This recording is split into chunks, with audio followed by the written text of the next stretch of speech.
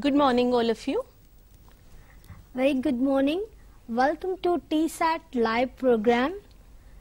Today's subject is gender sensitization, and our topic for today is gender and labor. To take this lesson, we have with us Professor Sunitha Garu. She is from Center for Women's Studies, University of Hyderabad, and she is going to take this lesson for all of us.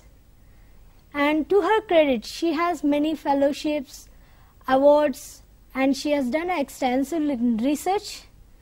And prior to her position as a professor, she worked with Padmavati Mahila University, and she also worked with Department of English, University of Hyderabad. At present, she is working with Center for Women's Studies, University of Hyderabad. And now I request Sunitha Rani ma'am to continue with our presentation. Thank you so much. Good morning, all of you. Today's topic is gender and labor. What is labor? What is our understanding of labor? Labor involves hard work, physical work, usually practical work, which requires devotion of time and energy. It also requires thoughtful planning. This is labor. Labor involves work, but most generally it involves hard work. But what is the connection between gender and labor? Why are we discussing labor in the context of gender?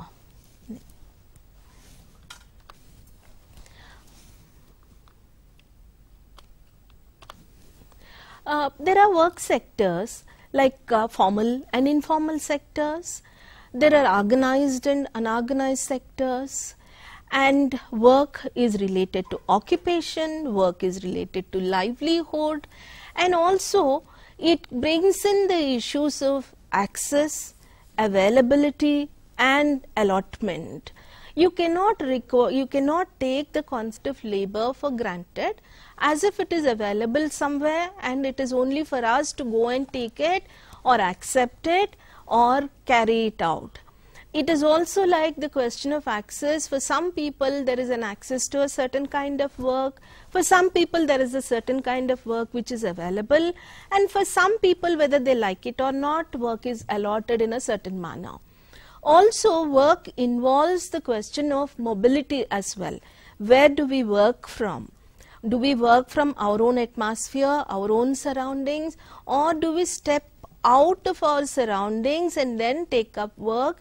Or does work require us to move out of our surroundings, whether we like it or not? This is also, so mobility is also one of the very, very important issues when we discuss work. Because this is here the concept of migration comes in.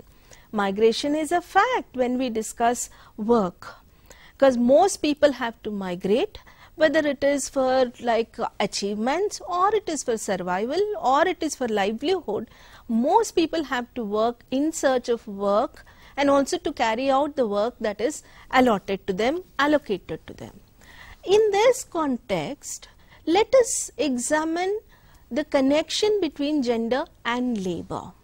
How are gender and labor connected? Can work be gendered?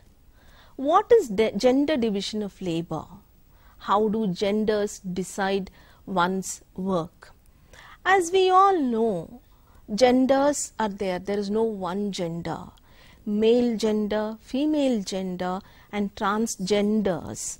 So there's so many genders that are given work, are judged on the basis of the work that is given to them, judged on the basis of the work that they choose to do or that the way they carry out their work.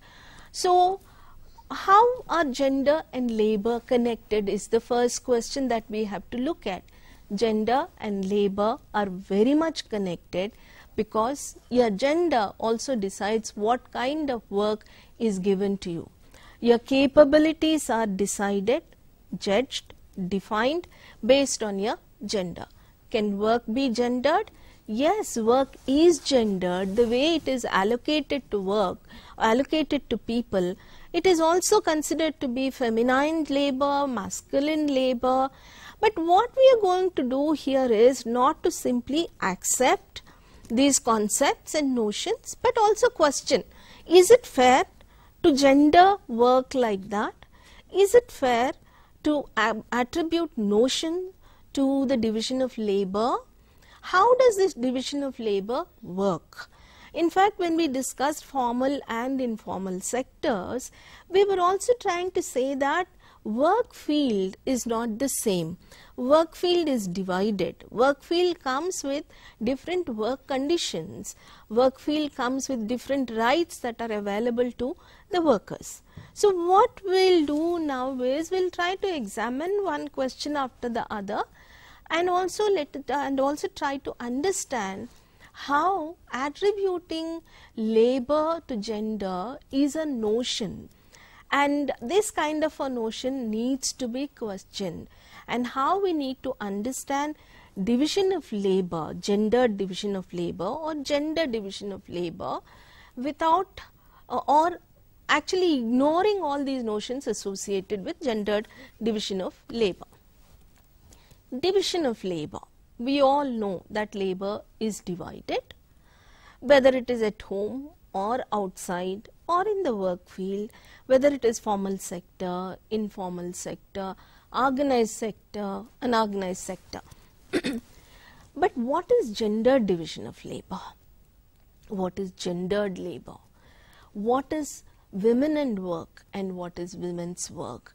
Though we have called it gender and labor, today we are going to focus on women and labor. We are going to look at the women's perspective and how women are affected, how women are judged based on the work that is given to them, based on the work that they carry out. Gender division of labor. Let us take for instance an example, informal sector. There is a workplace, construction site. The work is equally divided, right? In the sense, somebody carries the weight, somebody takes it up, somebody has to mix the cement, concrete, somebody has to do the more refined work. But we all know that the workers are decided like, okay, women will do this work, men will do this work, and young women and men will do this work, older people will do this work. Fine, division of labor is fine, as we will be discussing a little later. Division of labor is fine because it is, we can choose that based on my capability, based on my capacity, I'll choose this work. That's not an issue at all. But when you are told that you will be capable of doing only this kind of work, you lack strength, you lack skill, you lack refinement, just because you belong to a certain gender, that is when the problem comes. That is when labor becomes gendered. That is when women and work question comes in, and that is when women's work comes to be evaluated in a certain manner. That is, they are underpaid. Even in the work sector outside, they are underpaid because their work is undervalued, because they are looked upon as people who do not have the strength that can match the men's strength. Is that true? Can we think that all the women have the same kind of strength? Can we admit that all the men have the same kind of strength? No. Some men are stronger, like some women are stronger.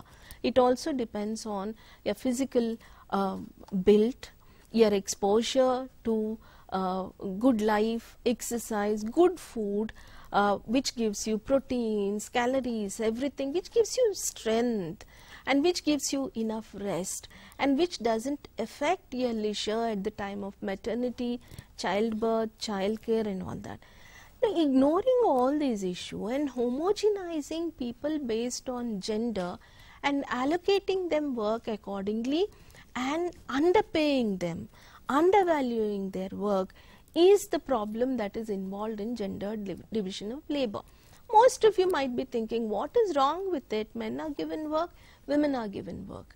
But the problem is not with the division, but the problem is with the value judgment that is associated with the work and allocation of work, that so and so cannot work, so let us give her this work. So and so cannot work, so let us not pay her full wages. This is the problem. Women and work, women's work. What is considered to be women's work? Why is it considered to be women's work? Let us see what it is. Labor, and let us also, before we move on to women and work, let us also see what provisions law has given, what law has said about labor. Quickly, very quickly, and we are only going to look at 3 of the milestones as far as the law, Indian law is concerned. Indian government passed an act, that is the Minimum Wages Act, in 1948, and then Act number 2 was passed in 1984. That is, you can see that work has to be paid, minimum wages have to be paid. And in 1976, another act was passed, that was the Equal Remuneration Act of 1976. Why did even the question of passing a law towards equal remuneration come into picture at all? Why did the government think of passing this law? That people should be paid equal remuneration, because they were not being paid equal remuneration. The inequality in work, availability and allotment of work, and inequality in terms of the wages that they were paid, which was reflecting on the work conditions, which was reflecting on the nourishment of the workers, the state of health conditions of the workers as well, the poor working conditions that existed in the work sector. So this itself tells us that there is a need to look deep into the way the work is paid, the work is valued, the work is considered, especially of women. Then finally there is another one which I am trying to refer to, which will be discussed a little later as well when we are discussing women and work at home in the private sphere. There was a proposal to consider housework as an economic activity, and it happened in 2012. The government departments took it up, the related respective departments took up this proposal, because housework was never valued. Housework was never considered to be an economic activity. But women spend most of the time, most women spend most of their time in housework. If that work is not valued, then what are they left with? How are they looked upon? They are looked upon as people who don't do any work. So this proposal was taken up to evaluate the number of hours that women work at home and how this kind of work will be evaluated in the formal sector in terms of wages, and can that work, the housework, can be equated with the work outside, and then the homemakers, as the housewives are called now, because once upon a time there was this concept called housewife, that is, which also meant that she wasn't doing anything, but she was actually being at home without doing anything. Homemaker as a concept also brought in the concept of work, that women are doing work at home, and then their work is valued, their work matters a lot in creating the home. So that is why they were called homemakers. Let us move on to home and outside. How is women's work valued, evaluated and paid? How does gender decide the nature and the status of work and vice versa? Division of work at home, gender, gender roles and gender equations. You are all aware that in a formal sector or in most formal sectors, there is no differentiation between men and women. If there are two women teachers and 2 men teachers in a school, all of them are paid the same. There is no difference. There could be a subtle difference in the way the roles are allotted to them. Maybe the teacher is asked to woman teacher is asked to take care of the cultural activities in the school, whether she likes it or not, and the men teachers are asked to take care of the physical activities of the students, whether they like it or not, because even there the stereotypes are associated with the allocation of work. That is one. But when it comes to the informal sector, home also becomes one of the informal sectors, because based on the gender, the duties are allocated to women. Gender roles, that is, role of a woman as a mother, as a sister, as a wife, as a daughter, and many other roles that women perform at home, and how women have to take care of, like we discussed it earlier, how they have to take care of homemaking and what is part of homemaking. Homemaking is like cooking, cleaning, taking care of elderly people, taking care of children, keeping everybody happy at home, keeping home spick and span, handling every kind of work at home. You might say, you might raise a question like, no, but not all women do this kind of work. Women these days have maids, cooks, assistants and all that. But let us also understand the politics behind it. It is like allocation, it is like a sub-allocation of work that is allocated to the woman, and it is being given to another woman in most cases. Right? In majority of the cases, it is the woman's work, whether she does it or she can afford to allocate it to somebody by appointing somebody as an assistant. It is the responsibility of the woman. That itself shows that most of the work at home is not divided equally. Okay? Homework, housework, which we all take for granted, is not without gender politics. It is very powerfully based on the allocation of gender roles. What are the gender equations that we get to see at home? Most workplaces now are getting rid of the gender equations from an unequal perspective, but most homes are still practicing the unequal or unequal gender equations, and these gender equations give power to some and snatch power from some others. Okay, let us move on now. Housework. Working hours. What are the working hours? Working hours, there are no stipulated working hours. It could be middle of the night, it could be early in the morning, it could be any time. It is like being on 24 hours job, right? And working conditions, what are the working conditions? The working conditions could range anywhere from having no food to eat after serving everybody to having no sleep at all at night, because the woman has to serve others, has to take care of others. What about the wages and incentives? Because formal sector protects wages and it also gives incentives to the workers. It could be bonus, it could be like overtime work, OT wages, it could be creating facilities like maternity leave and other facilities, every weekly holidays, monthly holidays, government holidays, public holidays. But what about women who are doing housework? None of these facilities, incentives are available to women working at home. Women in their own homes, what remains for them is that it is their house. Interesting, right? It is their house. When something is your own, you will also have rights, right? But as workers in an informal sector, women have no rights. As workers, I am talking about. In relations, they might have rights, but in terms of work, they have no rights to question that I have worked for so many hours. Can I take rest now? I haven't had a holiday in a week. Can I take a holiday this week? This doesn't happen.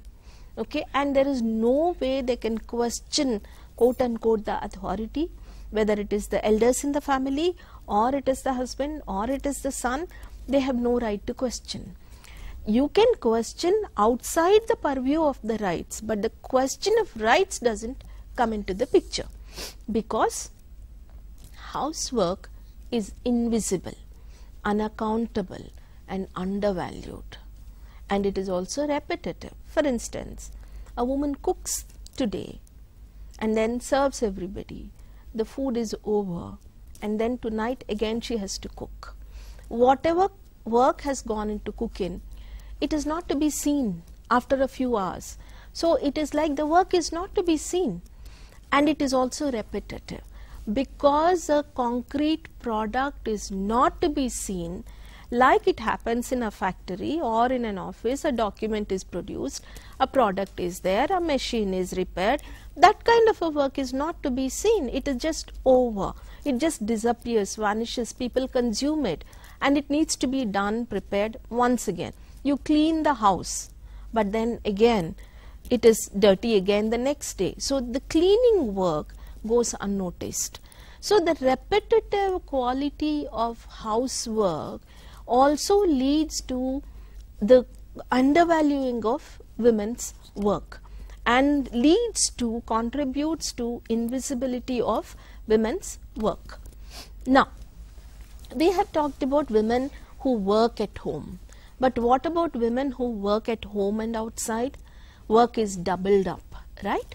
They work outside and they also come back home and they also work again. They are doing paid labor outside and they are doing unpaid labor within the home. Outside the home, when they are working outside and when they are taking up paid labor, they at least have support systems, unions, associations, peer groups, the work office staff. At least to some extent they have support systems. What support systems do they have in terms of their labor at home? Hardly any support system. In fact, even the supposed to be support system also keeps testing her, examining her work, judging her work. So that is where housework becomes part of the informal sector, where there are no rights, only duties, only responsibilities. There are no provisions for better conditions, working conditions, better wages and equal wages.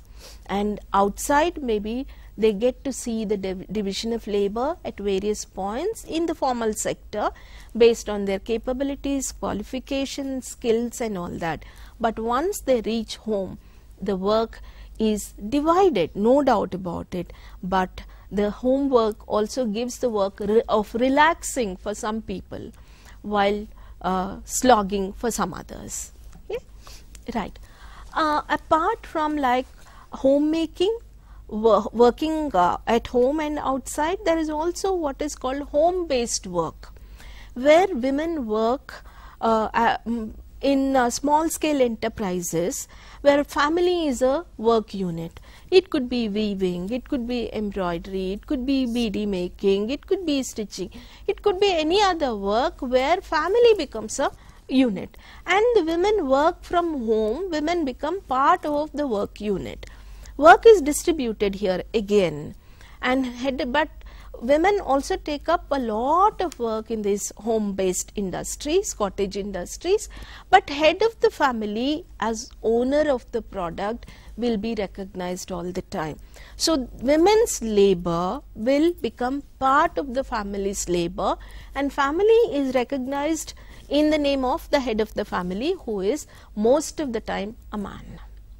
And who has the right to sell the product? Man has the right, and who is quite often the head of the family.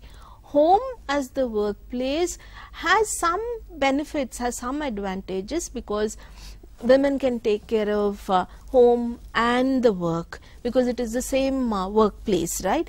And the working hours are flexible. They don't have to walk, they don't have to commute. So home as the workplace is slightly helpful for women. But let us also look at the other side of it, that is, the responsibilities also get multiplied when home becomes the workplace. They have to take care of the housework. They have to take care of the work that is given to them when they become part of the work unit, that is family.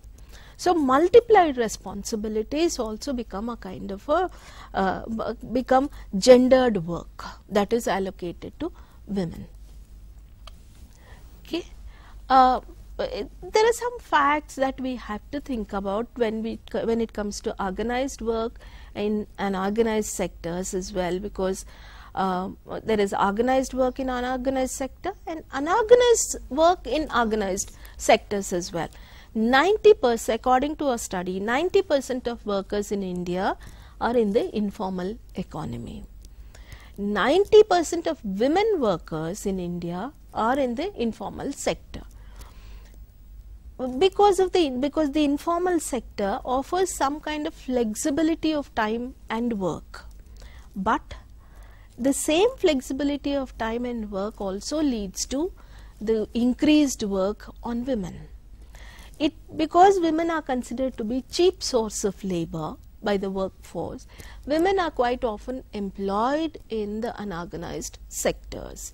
Women take it to be easier because of the flexibility, but the work units make use of their labor because they are considered to be cheap source of labor. Whether they are skilled, unskilled, that is not taken into consideration. Now, what are the stereotypes and added values? As I said earlier, division of labor is not problematic at all. Labor has to be divided because everybody cannot do every kind of work. But what is a problem is the values added to the division of labor. What kind of values are added? What kind of stereotypes are produced? What kind of prejudices are perpetuated? How is some people's work undervalued? For instance, as students, you all know the stereotypes like which we need to break. We cannot perpetuate. We cannot afford to perpetuate these stereotypes. Some of the stereotypes are like men are better at mathematics, right? Men are better with sciences. Women are better with social sciences and languages. Is that true? Has it been proven? Even if it was proven in terms of statistics, the cultural and social factors we are not taking into consideration. We are not just ready to think about the fact that girls, like when both girls and boys are there, parents also prefer to send the girls to, the no-risk subjects like social sciences and humanities, and boys are ready to take the risk. So let us also consider the monetary, that is the class-related issues, reasons that contribute to the creation of such stereotypes. And values are added. Like you must have heard about people saying that men drive better. Okay, women drivers are very rash. You get to see this happening, getting repeated on roads as well when women are driving. There are comments that are coming up again and again. You can't drive, you don't drive well, and you contribute to number of accidents. Okay, you cause the most of the accidents. Is that true? Does it depend on gender? Does it also depend on the traffic of the city, the hurry in which the women are rushing towards the workplace because having completed all the responsibilities?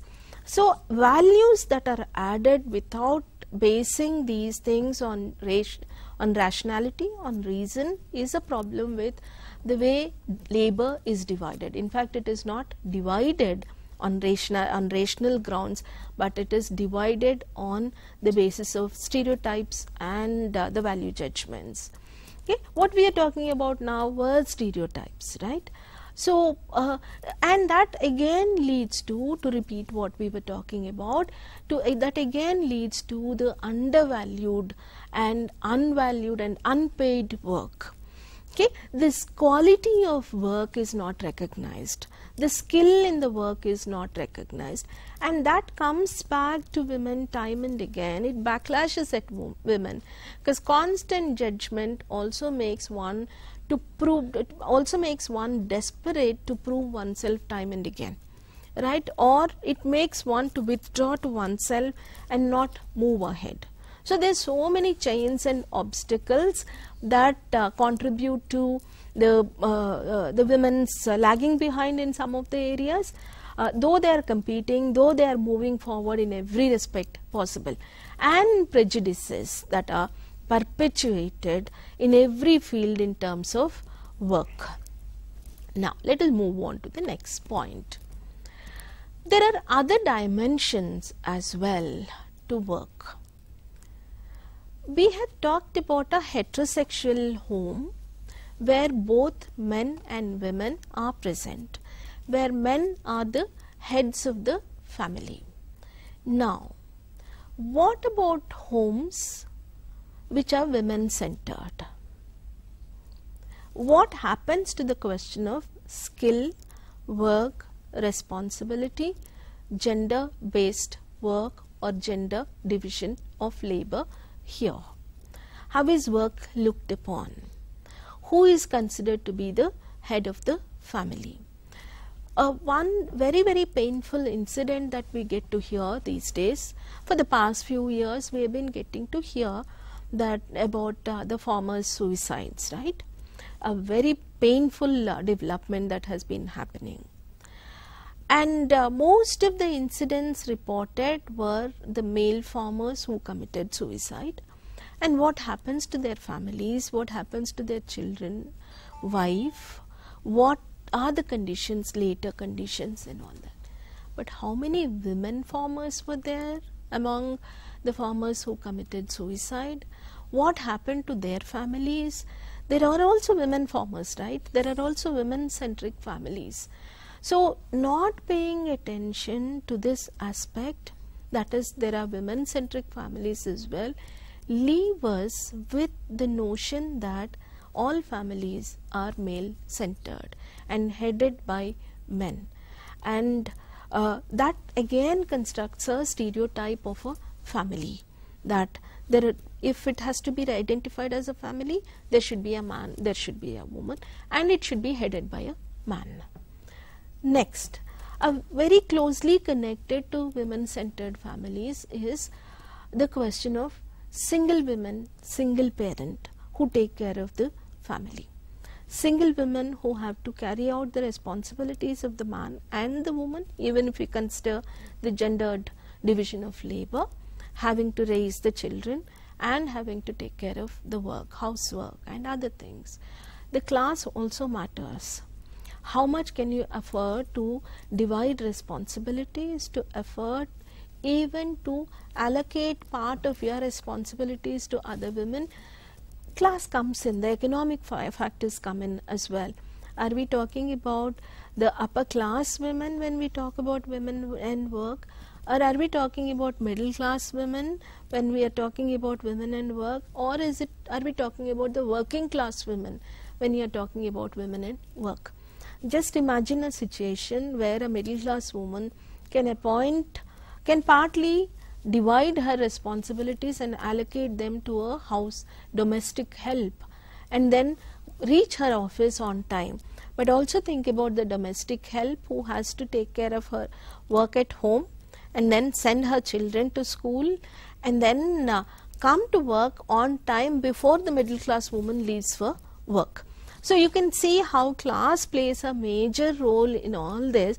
Affordability plays a major role in all this. That is why initially when we started the discussion, like work also depends on access, availability, allocation and affordability, right? You need to afford to share your work as well.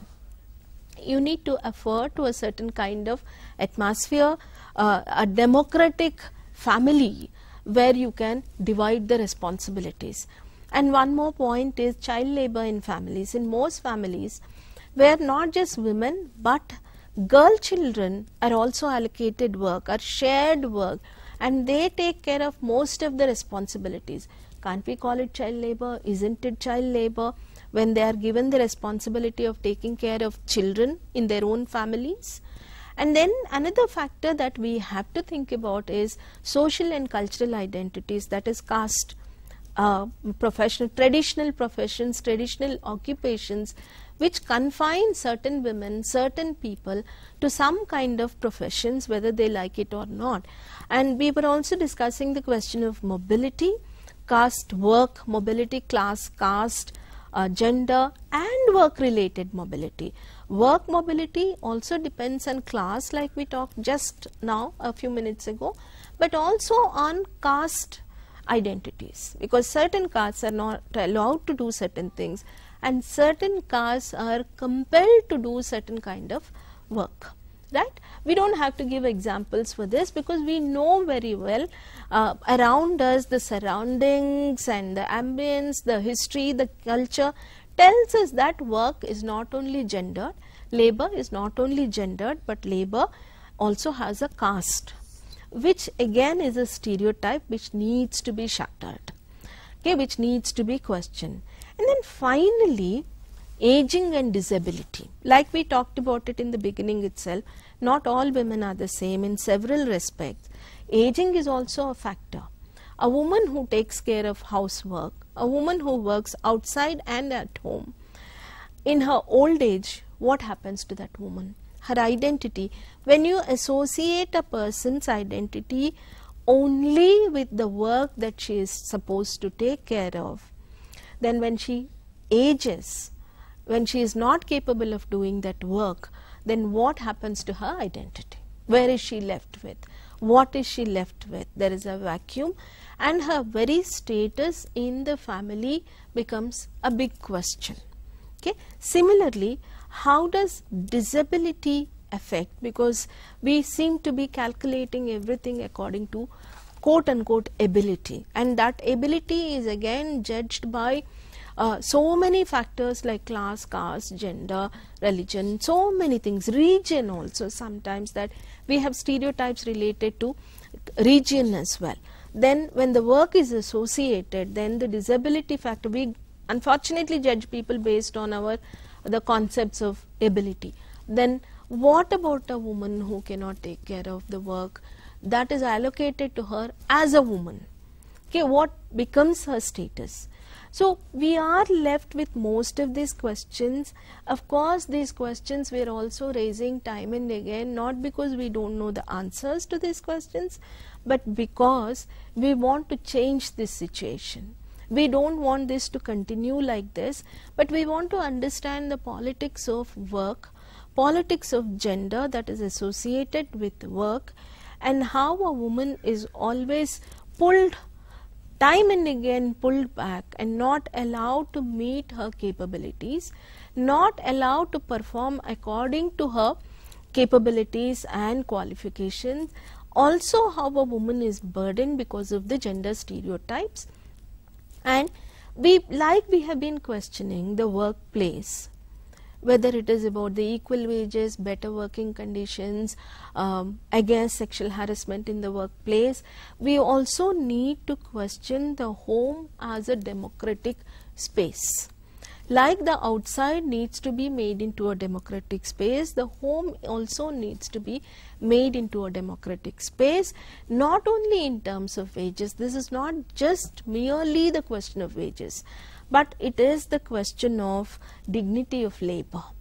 It is the question of equal sharing of duties and responsibilities, and value for work, and recognition for one's skills and for the roles that one plays. Just give some time to think about the work stereotypes that you have come across, that you have unconsciously been spreading, that you have been unconsciously been following. Try to be critical about the given roles, about the given stereotypes. I'm sure gradually the more rational, more unbiased, impartial way of looking at women and work will happen if we keep questioning these notions and stereotypes. Thank you.